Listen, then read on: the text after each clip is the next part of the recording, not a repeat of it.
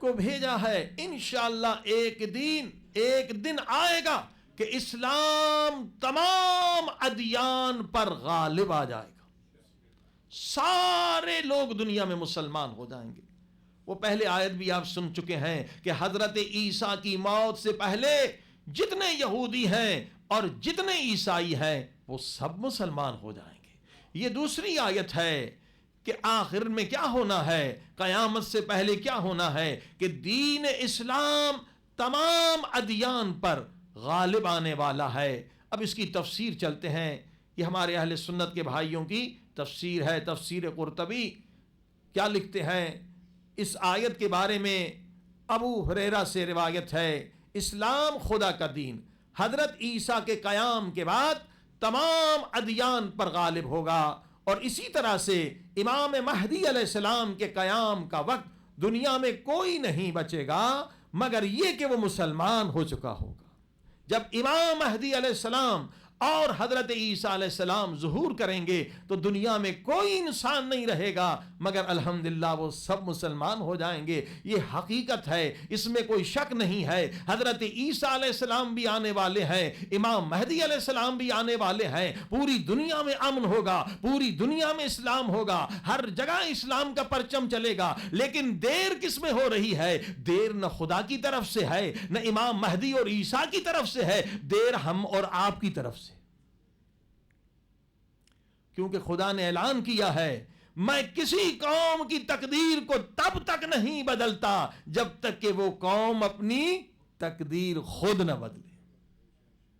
حضرت عیسیٰ علیہ السلام آئیں گے, خدا کا وعدہ حق ہے. امام مہدی علیہ السلام آئیں گے, خدا کا وعدہ حق ہے. مگر کب آئیں گے؟ جب ہم ان کے غلامی کے لائق خود کو بنائیں, جب ہم اپنے کردار کو ویسا بنائیں, جب ہم اپنے اخلاق کو ویسا بنائیں, جب ہم اپنے عمل کو ویسا بنائیں. کیسا عمل ہونا چاہیے کہ امام مہدی علیہ السلام کا جلد ظہور ہو, مسلمانوں سے مصیبت ٹل جائے؟ کیسا عمل ہونا چاہیے حضرت عیسیٰ علیہ السلام کا جلد ظہور ہو تاکہ یہ آفتیں ختم ہو جائیں, یہ بربادیاں ختم ہو جائیں, یہ جنگیں ختم ہو جائیں, دنیا بہشت کا ٹکڑا بن جائے گی. تو عزیزان گرامی, کیسا کردار چاہیے؟ کردار ویسا ہونا چاہیے جو کربلا والوں کا کردار تھا.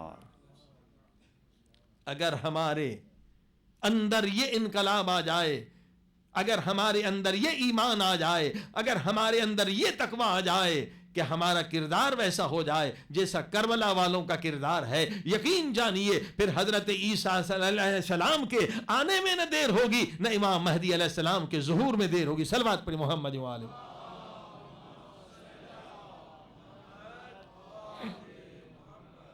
اب یہ کون سی طاقت ہے جو ہمیں اچھا کردار بننے نہیں دیتی, صحیح مسلمان بننے نہیں دیتی؟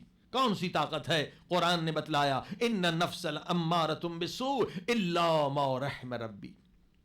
اے لوگو, یہ نفس امارہ ہے جو تمہیں مسلمان صحیح بننے نہیں دیتا, مومن نہیں بننے دیتا, متقی بننے نہیں دیتا, آخرت کو بنانے نہیں دیتا, قبر کو بنانے نہیں دیتا. یہ شیطان اور نفس تمہارے کھلے ہوئے دشمن ہے. اسی لیے رسول خدا صلی اللہ علیہ وآلہ وسلم نے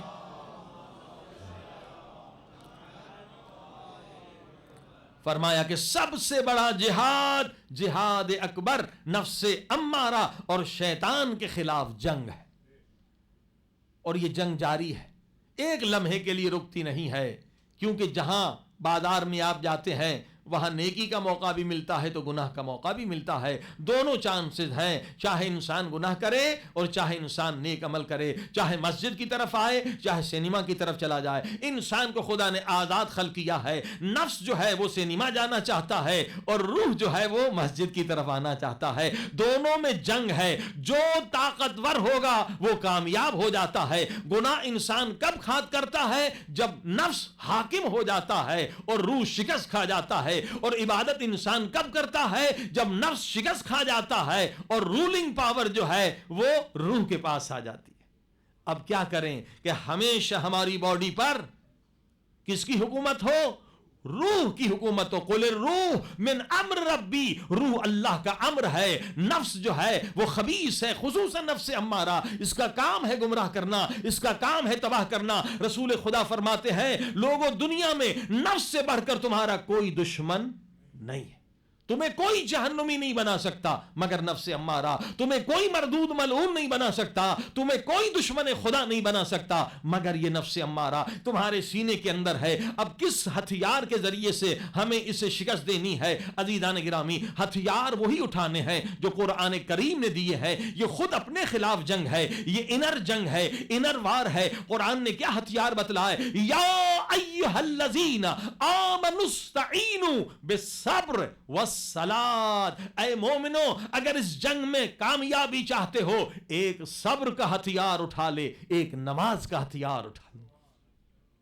نماز کے بارے میں کچھ گفتگو ہوئی، آج صبر کے بارے میں گفتگو کو سنیں۔ صبر کیسے ہتھیار بنتا ہے؟ صبر کیسے ہتھیار بنتا ہے کہ ہم نفس کو شکست دے سکیں، شیطان کو شکست دے سکیں؟ دیکھیے عزیزان گرامی، ایک انسان اگر صابر ہے تو خدا کہتا ہے وہ میرے ساتھ ہے، ان اللہ مع الصابرین، وہ محبوب خدا ہو جاتا ہے۔ رسول خدا صلی اللہ علیہ وآلہ وسلم کی حدیث،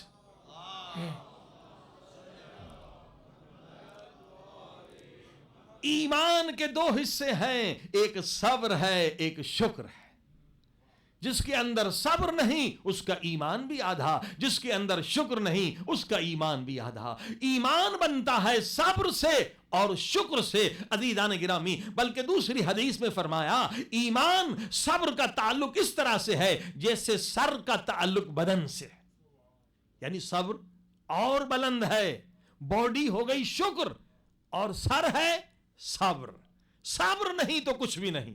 دیکھیے بے صبری سے انسان جو بے صبر ہے کبھی کوئی عظیم کام نہیں کر سکتا، انسان بے صبر کبھی بڑے بڑے کام نہیں کر سکتا، اس کی ول پاور بہت کمزور ہوتی ہے۔ بے صبری کی وجہ سے طلاقیں ہو جاتی ہیں، بے صبری کی وجہ سے عظیم کاموں سے انسان محروم ہو جاتا ہے، انسان پست ہو جاتا ہے۔ جتنے تاریخ میں عظیم الشان انسان ملیں گے، جتنے وہ عظیم ہیں اتنے وہ صابر ہیں۔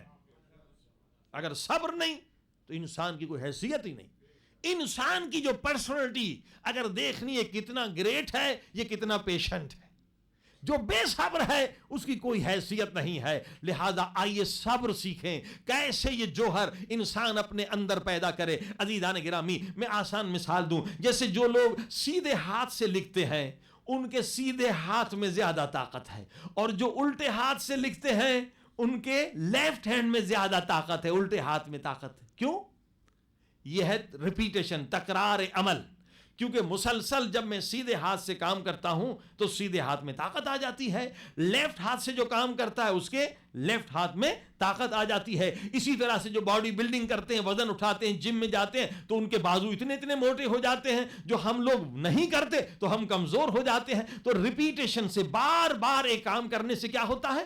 ہمارے آرگنز میں، یہ جو ایسے جسم کے آرگن ہیں ان میں طاقت آ جاتی ہے۔ بالکل اسی طرح سے جس طرح سے ریپیٹیشن سے، بار بار سے ایک کام کرنے سے آپ کے بازو مضبوط ہو جاتے ہیں، اسی طرح سے بار بار کسی چیز پر صبر کرنے سے صبر ہتھیار بن جاتا ہے۔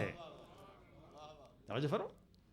مثلا ایک آدمی اصلا صبر نہیں کر سکتا، بے صبر ہے، اب اسے سکھایا جائے گا کہ صبر کا یہ فائدہ ہے، اسے طریقہ بتلایا جائے گا کہ یہ اس طرح سے صبر کرتے ہیں، تو جب وہ صبر کرے گا، ایک مرتبہ صبر کیا، 2 مرتبہ صبر کیا، 3 مرتبہ، اب ڈیولپ ہوتا چلا جائے گا، صبر ہتھیار بنتا چلا جائے گا۔ پہلے اس کے لیے مشکل ہے، اب اس کے لیے آسان ہے۔ اگر کوئی گالی بھی اسے دے دے تو وہ اتنا خود کو کنٹرول کر سکتا ہے کہ گالی کا جواب وہ گالی سے نہیں دے گا بلکہ دعا سے دے گا۔ اللہ تجھے ہدایت کرے۔ ہاں جی، اب آپ نے دیکھا 2 چیزیں، ایک علم اور ایک عمل۔ علم اور عمل جب مل جائیں تو صبر بنتا ہے۔ اب صبر کیا ہے؟ صبر کی قسمیں ہیں، صلوات پڑھی محمد وآلہ۔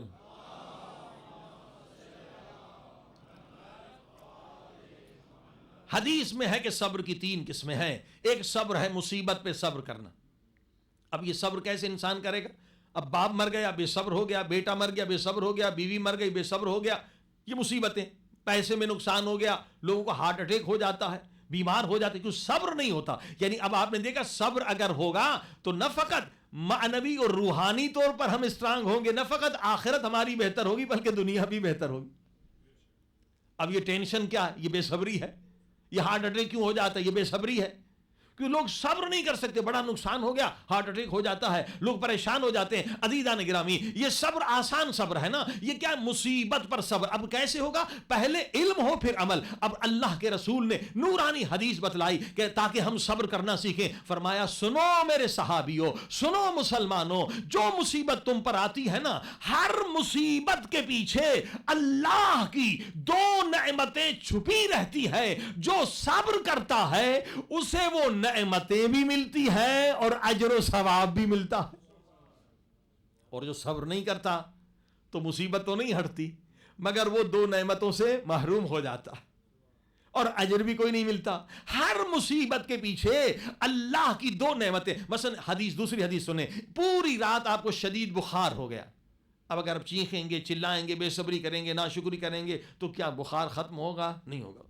لیکن اگر صبر کریں گے تو سنیں کتنا بڑا فائدہ۔ حدیث میں ہے ایک رات آپ بخار سے تڑپتے رہے مگر صبر کرتے رہے، الحمدللہ الحمدللہ، اے خدا اتنے سالوں سے میں صحت مند تھا، آج اگر ایک رات بخار ہوگی کوئی بات نہیں ہے، صبر کرتے رہے۔ اب اس کا نتیجہ سنیے، حدیث کہتی ہے ایک رات بخار پر جو صبر کرتا ہے، خدا اس صبر کے بدلے میں 1 سال کے اس کے چھوٹے چھوٹے گناہوں کو معاف کر دیتا۔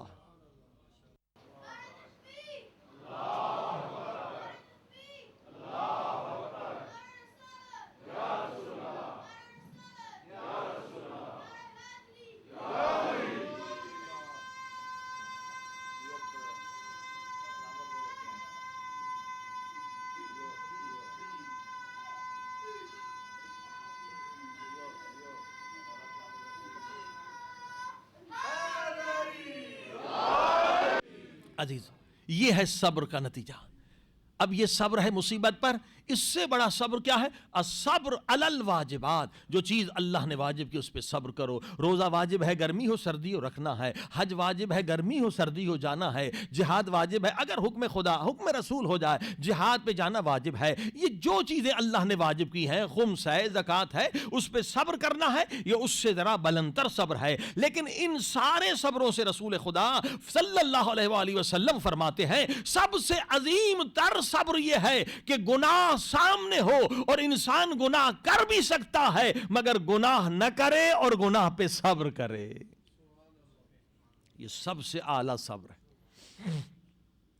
گناہ سامنے ہے، کوئی روکنے ٹوکنے والا نہیں، گناہ کر سکتا ہے انسان مگر گناہ نہ کرے اور صبر کر۔ اب یہ صبر کیسے ڈیولپ ہوتا ہے؟ آئیے یہ سیکھ لیں حدیث سے، یہ اپنے پیارے نبی صلی اللہ علیہ وآلہ وسلم سے سیکھ لیں۔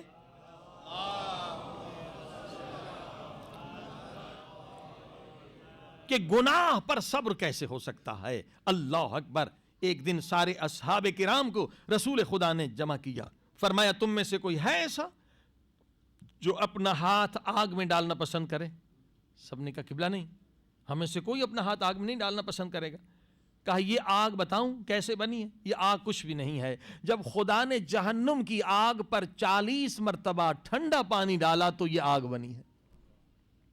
اب نورانی حدیث فرماتے اے مسلمانوں، جب تم دنیا کی آگ میں ہاتھ ڈالنا پسند نہیں کرتے ہو تو گناہ کر کر کے، حرام کر کر کے، ظلم کر کر کے اپنے جسموں کو آخرت کی جہنم کے لیے تیار نہ کرو، تم برداشت نہیں کر سکتے۔ اب دیکھیے یہ کیا ہے؟ یہ صبر سکھال رہے ہیں۔ صبر نہیں ہو سکتا جب تک انسان کے دل میں خوف خدا نہ ہو۔ اب بہت سارے لوگ اتنی خدا کی رحمت بتلا دیتے ہیں، رحمت خدا کی بہت زیادہ ہے، ہم شمار بھی نہیں کر سکتے، مگر حکم یہ ہے کہ ایسا نہ ہو کہ اتنی خدا کی رحمت ہی رحمت کی بات کرو کہ انسان گناہ پہ جرت مند ہو جائے۔ اب کرسچینٹی میں یہی تو پرابلم ہے، انہوں نے اس طرح سے خدا کو ایک پہلو دکھا دیا کہ خدا بس مہربان ہے، خدا بس رحیم ہے، کہیں نہیں بتلایا کہ خدا ظالموں پر قہار بھی ہے۔ کرسچینٹی میں یہ ہے ہی نہیں، بس کہا رحمان ہے، وہ رحیم ہے۔ کہیں ایسا نہ ہو کہ صرف خدا کہ رحمان اور رحیمیت کی بات ہو اور اس کو بھول جائیں کہ خدا رحمان بھی ہے، رحیم بھی ہے، مگر وہ خدا عادل بھی ہے اور ظالم پر قہار بھی ہے۔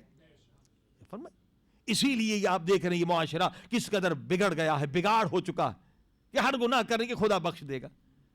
تو نہیں، حکم یہ ہے حدیث کا کہ 50% خوف خدا ہونا چاہیے اور 50% خدا کی رحمت میں امید ہونی چاہیے، بیلنس ہونا چاہیے۔ اگر خدا کی رحمت میں امید زیادہ بڑھ جائے گی تو کیا ہوگا؟ انسان گناہ پہ جرأت مند ہو جائے گا، اور اگر 50% سے زیادہ خوف آ جائے گا تو انسان خدا سے ڈرنے لگے گا، عشق کرنے نہ لگے گا۔ خدا سے ڈرنا نہیں، عشق کرنا ہے، محبت کرنی ہے۔ لہذا اس بیلنس کو ہمیشہ مد نظر رکھیں۔ 50% ہوپ ہونی چاہیے اور 50% فیئر، 50% خدا کی رحمت میں امید اور 50% خدا کے عذاب سے خوف۔ وہ عادل بھی ہے، وہ رحمان بھی ہے، وہ رحیم بھی ہے، مگر وہ قہار بھی ہے۔ اب عزیزان گرامی چلتے ہیں صبر کو کیسے ہتھیار بناتے ہیں۔ ایک نوجوان تھا، بڑا نیک تھا، سب کو نصیحت کرتا تھا، محلے میں بڑے بڑے گنہگار تھے، شراب کھانے تھے، بدماشیاں تھی، یہ چاہتا تھا اسے ختم کر دیا جائے، بہت تبلیغ کرتا تھا۔ اب جو بدماش تھے وہاں کے، انہیں بدماشوں کو کب یہ نصیحت پسند ہوتی ہے؟ انہیں تو شراب پینا ہے، انہیں تو جوا کھیلنا ہے، انہیں تو زنا کرنا ہے۔ کہا اب اس کو کیسے شہر سے نکالیں؟ انہوں نے ایک پلان بنایا، ایک گندی عورت کو طوائف کو لے آئے، پیسے دیے، کہا تو چلی جا اس کے آدھی رات کے اس کے ہاں چلی جا اور پھر اس پہ تہمت لگا دے تاکہ ہم اس کو بدنام کر کے شہر سے نکالتے۔ اب یہی ہوا کہ آدھی رات کو وہ عورت جو ہے دروازہ جا کے اس کی کھٹکھٹانے لگی۔ وہ نوجوان اکیلا رہتا تھا، بچاؤ بچاؤ بچاؤ، کچھ بدماش میری عزت پر حملہ کرنے چاہتے، خدا کے لیے قسمیں دینا شروع کیا۔ وہ نیک بندہ تھا، خوف خدا رکھتا تھا، اس نے کہا ایک مسلمان کی مدد کرنی چاہیے، دروازہ کھولا، کہا آ جاؤ میرے گھر میں۔ کون بدماش؟ کو کچھ بدماش تھے میرے پیچھے، میں گھر جا رہی تھی، اس طرح سے بہانہ بنایا، اب گھر میں آ گئی۔ اب جب گھر میں آ گئی، وہ تو شیطانی عورت تھی، اس نے اسے گناہ کی دعوت دی۔ اب جوان بھی تھا، نوجوان بھی تھا، کوئی گناہ سے روکنے والا بھی نہیں تھا، ادھر نفس امارہ بھی تھا، نفس نے بھی کہا گناہ کر، وہ عورت شیطان بن چکی ہے، شیطان بھی کہہ رہا ہے گناہ کر۔ اب یہ تینوں طاقتوں نے اس پر اٹیک کیا۔ اب دیکھیے اس نے کیسے خود کو گناہ سے بچایا۔ اسی حدیث کو یاد کیا جو ابھی آپ نے سنی کہ اے صحابیو تم میں طاقت ہے، تم اپنے ہاتھ کو آگ میں ڈالو۔ سب نے کہا نہیں۔ یہ اٹھا، جب جذبات اس کے اوپر حملہ آور ہونے لگے، شیطانی جذبات بھڑکنے لگے، یہ سامنے چراغ جل رہا تھا، اٹھا، کہنے لگا اے نفس امارے، اے نفس، چند منٹ کی لذت کے لیے تو مجھے جہنمی بنانا چاہتا ہے، وہ لذت میں حلال طریقے سے بھی لے سکتا ہوں۔ اچھا اگر تو مجھے جہنمی بنانا چاہتا ہے، کیا تجھ میں طاقت ہے کہ تو آگ کو برداشت کرے؟ اس نے ایک انگلی آگ میں ڈال دی، جیسے آگ میں انگلی گئی سارے جذبات ٹھنڈے ہو گئے۔ جا کے پھر لیٹ گیا، پھر اس عورت نے دعوت دی، پھر نفس نے دعوت دی، پھر شیطان نے حملہ کیا، جذبات جب ہڑکنے لگے پھر جا کے دوسری انگلی جا کے ہاتھ میں ڈالی۔ اسی طرح سے اس نوجوان نے پوری رات یہ 10 کی 10 انگلیاں آگ میں جلا دی۔ ادھر سے نماز فجر کا وقت آیا، یہ دوڑتا ہوا مسجد میں گیا، وضو کیا، 2 رکعت نماز شکرانہ ادا کی۔ اے میرے اللہ، فقط میری انگلیاں جلی، تیرا شکر ہے کہ میرا بدن جہنم کی آگ سے بچ گیا۔ صلوات پڑھی محمد وآل۔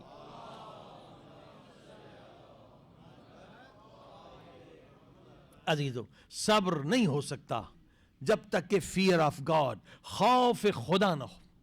جب خوف خدا ہوگا تبھی انسان صبر کر سکتا ہے۔ اب کیسے صبر کریں؟ مثلا آپ 3 دن کے بھوکے ہیں، 3 دن میں کچھ نہیں کھایا، سامنے لذیذ کھانا لگ گیا، اب بتائیے اگر کوئی آپ کو روکے آپ روک سکتے ہیں؟ نہیں روکیں۔ 3 دن سے آپ نے کچھ نہیں کھایا، آپ ٹوٹ پڑیں گے کھانے پہ، لڑ پڑیں گے، بھائی میں 3 دن سے بھوکا ہوں، میں مر رہا ہوں، مجھے کھانے دے۔ لیکن جیسے 3 دن کے آپ بھوکے ہیں، لذیذ کھانا ہے، شیرین کھانا ہے، آپ کھانا چاہتے ہیں، ادھر سے ایک بزرگ دوڑتے ہوا، بیٹے رک جا، کیا ہوا؟ کہا اس کھانے میں زہر ہے۔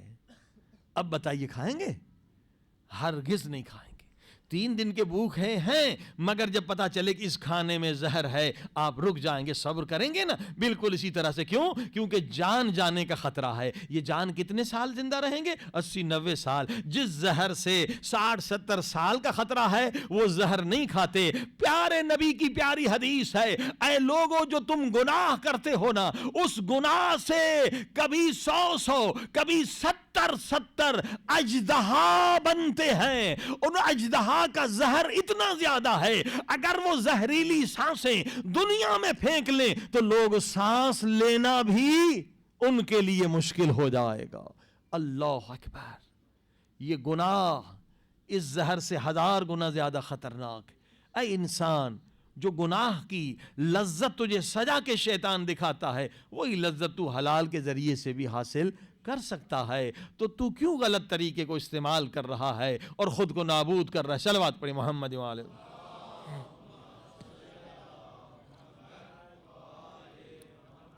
عزیزان گرامی، آئیے خدا سے دعا کریں، اے میرے اللہ ہم سب کو صبر کرنے کی توفیق دے. صبر کا ہتھیار ہمیں نصیب عطا فرما تاکہ ہم نفس اور شیطان کا مقابلہ کر سکیں اور اس جہاد اکبر میں کامیاب ہو سکیں. اللہم صلی علی محمد وآل محمد وعجل فرجهم. سب مل کے اللہم صلی علی محمد وآل محمد وعجل فرجهم یا اللہ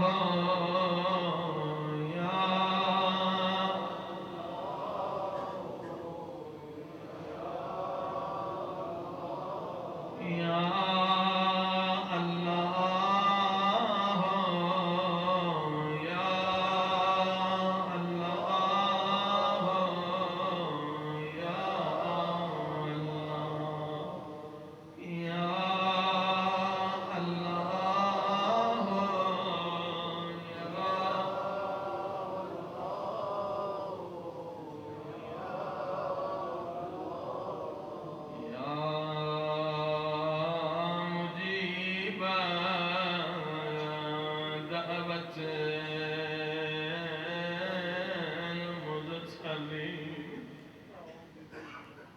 اے مضطر و پریشان کی دعا قبول کرنے والے، او میرے اللہ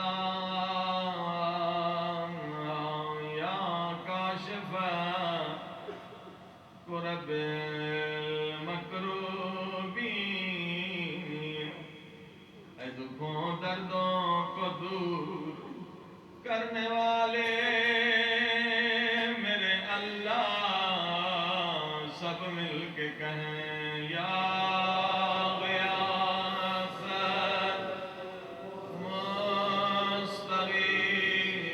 المستغیثین، یا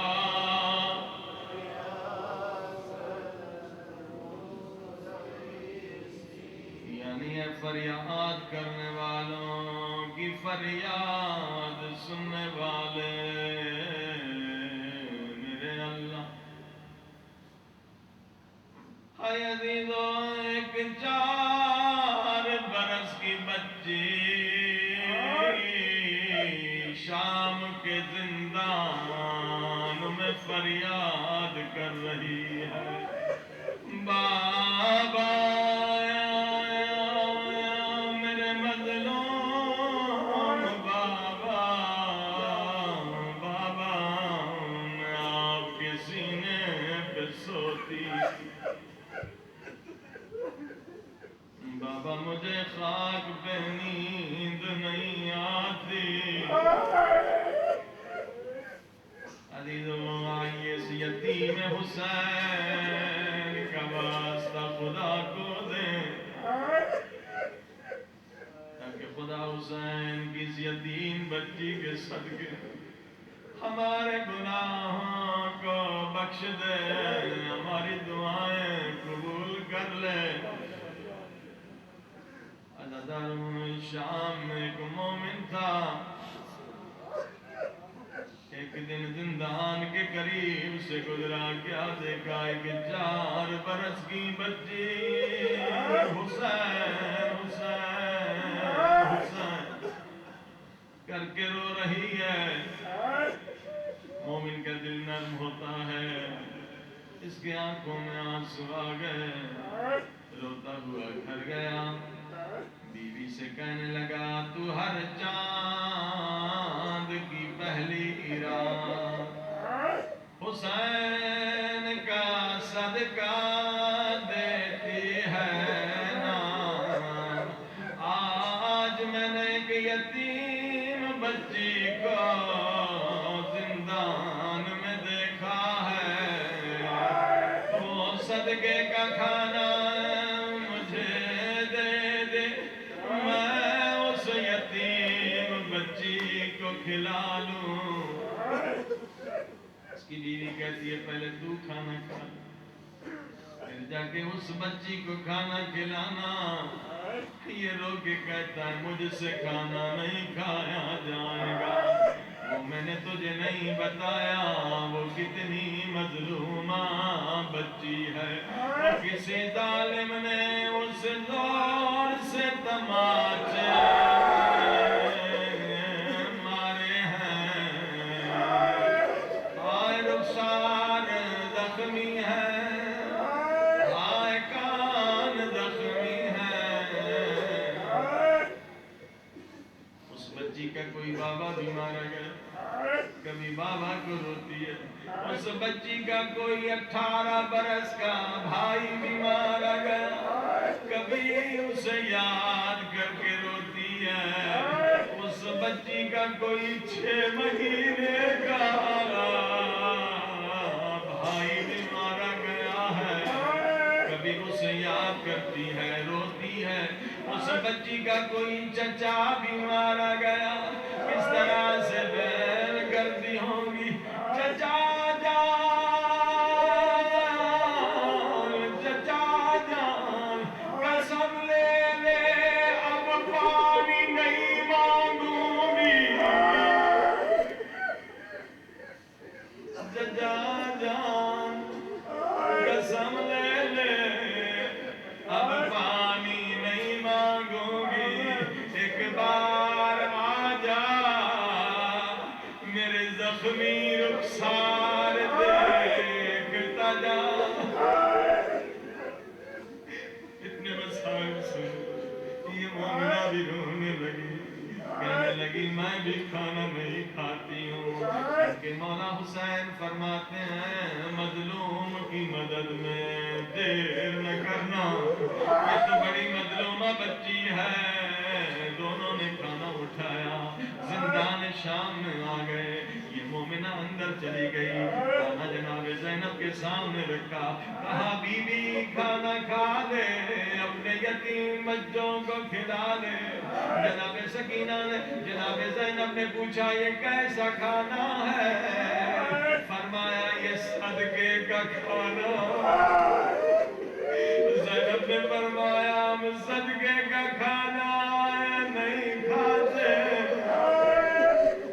یہ مومنہ کہنے لگی بی بی نہ گھبرا، یہ کسی معمولی انسان کا صدقہ نہیں، یہ کسی معمولی آدمی کا صدقہ نہیں، یہ نبی کے نواسے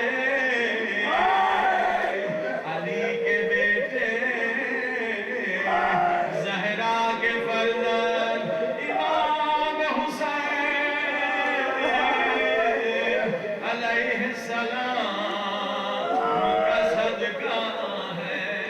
جیسے حسین کا نام سنا، جتنے یتیم بچے زندان میں بیٹھے ہوئے تھے سب کہنے لگے ہائے حسین، سب آپ مل کے کہیں مظلوم حسین،